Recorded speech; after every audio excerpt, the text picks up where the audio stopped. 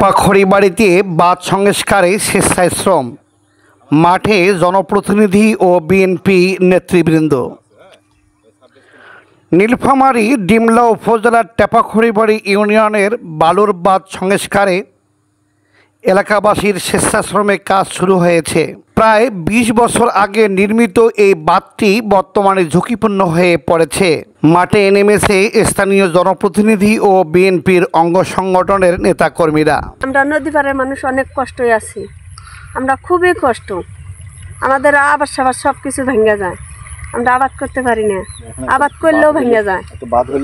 আল্লাহ একটু বাদ হলে বাদটা আমাদের একটু কষ্টটা দূর হয়।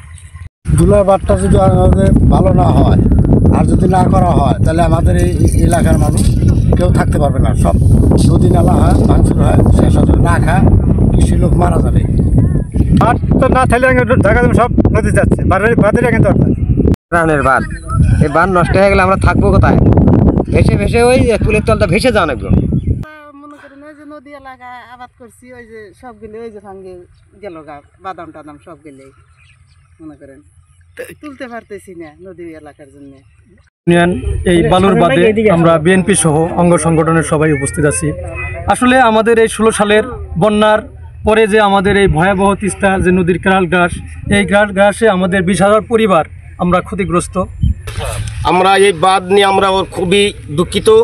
আমরা 16 সালের বন্যায় আমরা তারপর থেকে আমরা স্বেচ্ছাসেবক বাঁধ দিছি, জনগণের টাকায়, জনগণের বস্তা, এবং আমরা বিএনপি অঙ্গ সংগঠনও ছিল। আমরা আশা করছিলাম আল্লাহ তুমি আমাদেরকে তুহিন ভাই যদি এই অবস্থায় যদি তুহিন ভাই আমাদের দেশে এসে যদি পৌঁছতে পারে তো এই বাঁধটা আমাদের নির্মাণ ঠিকভাবেই মেরামতটা করবে।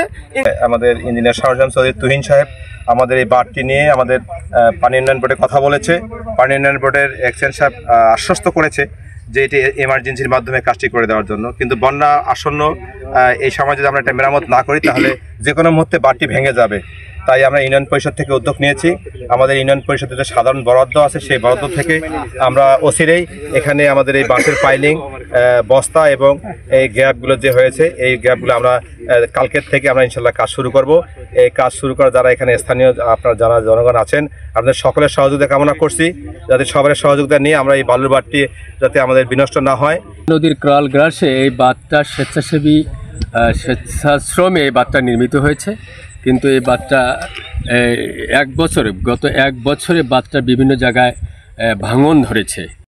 আপনারা সবাই অবগত আছেন ডিমলা উপজেলার 9 নং টেপাখড়িবাড়ি ইউনিয়নের মাঝখান দিয়ে তিস্তা করাল গ্রাস প্রবাহিত হচ্ছে। তিস্তার উত্তর পারে প্রায় 6,000 ভোটারের অধিক সংখ্যক লোক, প্রায় জনসংখ্যা প্রায় 12 থেকে 14,000 লোক হবে। 2005 সালে এই তিস্তা নদীর করাল গ্রাস থেকে বাঁচার তাগিদে 2005 সালে এলাকার লোকজন আমরা নিজেদের উদ্যোগে আমরা একটি বালুর বাঁধ নির্মাণ করি। সেই বালুর বাঁধটি পর্যায়ক্রমে আমরা যখনই বালুর বাঁধের প্রতি তিস্তা নদী করাল গ্রাস আক্রমণ করে বসে তখনই আমরা এটা বারবার আমরা রিফারিং করছি। বিভিন্ন অর্থভাবে আমরা প্রতিটা পরিবার থেকে 2,000, 3,000, 4,000, 5,000 টাকা নিয়ে আমরা এই বালুর বাঁধটি আমরা মেরামত করে এ পর্যন্ত আসছি। এমতো অবস্থায় আমাদের এলাকার বর্তমানে যে অবস্থা দাঁড় হয়েছে সে আবাদ বসত নদীর কবলে পড়ে সব মানে তছনছ হয়ে গেছে। এমন কৃষক, আমরা যারা কৃষক আছি আমাদের অবস্থায় এমন পরিস্থিতি সৃষ্টি হয়েছে, আমরা ঋণে জর্জরিত।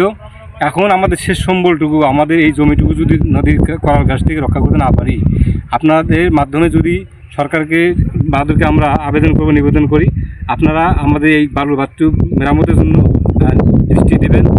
এই বাঁধটা যদি না হয় আঙ্গের বাঁচার কোনো উপায় নাই, আঙ্গের বাঁধটা দিতেই হবে। টেপাখড়িবাড়ি ইউনিয়নের ভৌগোলিক অবস্থান তিস্তা নদীর মাঝখানে হওয়ায় প্রায়শই বাঁধ ক্ষতির মুখে পড়ে। চরখড়িবাড়ি ও মূল খড়িবাড়ি অংশে সংযুক্ত করে রাখা বালুর বাঁধটি 2005 সালে নির্মিত হলেও তা চরমভাবে ক্ষতিগ্রস্ত। নদী ভাঙ্গন হুমকিতে ফেলেছে চাষাবাদ ও চলাচল। এই অবস্থায় 5 জুন বিকালে ইউপি চেয়ারম্যান মোহাম্মদ রবিউল ইসলাম শাহিনের নেতৃত্বে বাঁধ পরিদর্শন করেন ইউনিয়ন বিএনপির ও অঙ্গ সংগঠনের নেতারা।